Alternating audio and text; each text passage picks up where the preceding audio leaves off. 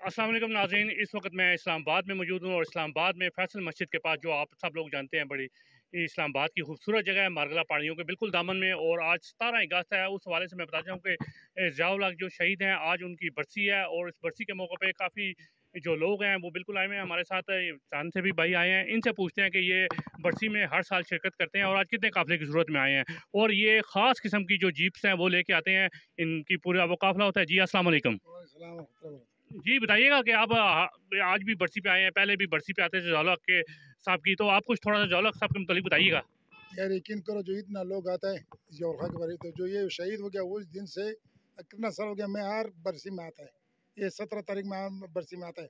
लेकिन इसके साथ तो अच्छा आदमी था, सब लोग इसको मोहब्बत प्यार करता है। खुदा जन्नत नसीब करो इसको।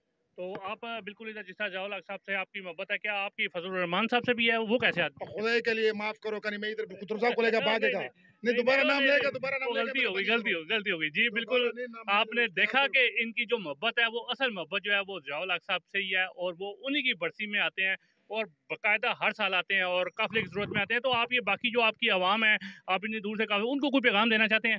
सबको इसको पहला 14 अगस्त मुबारक। पाकिस्तान में बार बार है, सबको 14 अगस्त मुबारक। सब ज़ियाउल हक के लिए दवा भी करो।